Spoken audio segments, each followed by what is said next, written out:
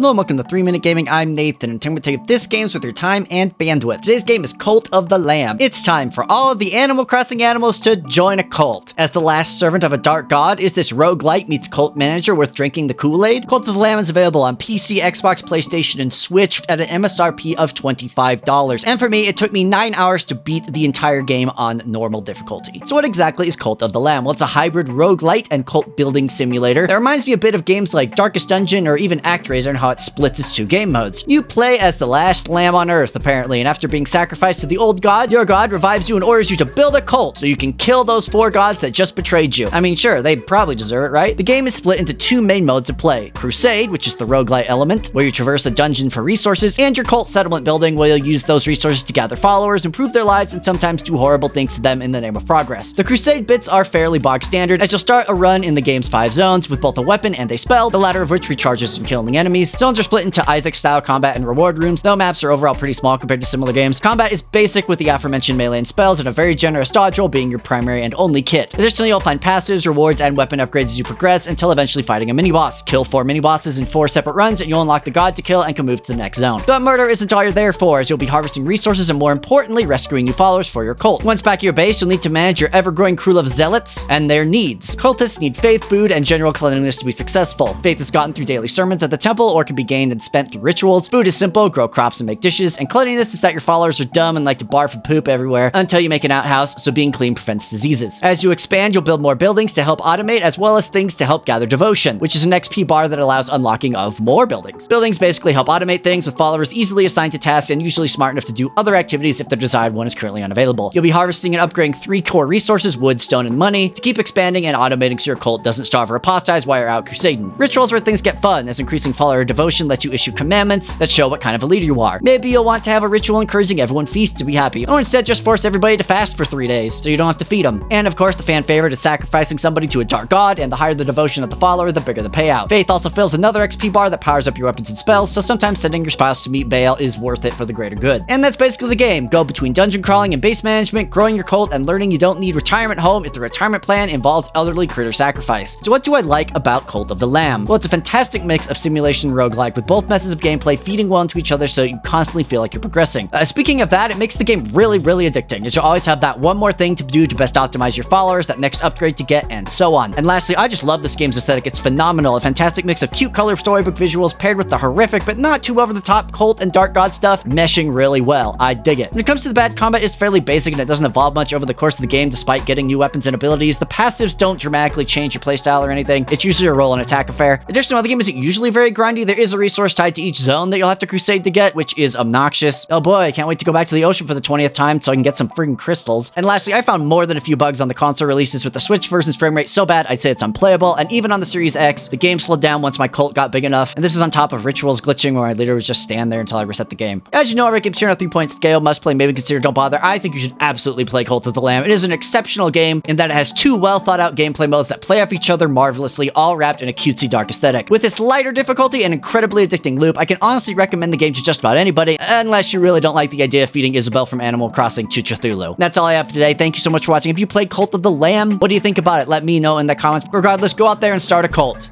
in a game, not in real life.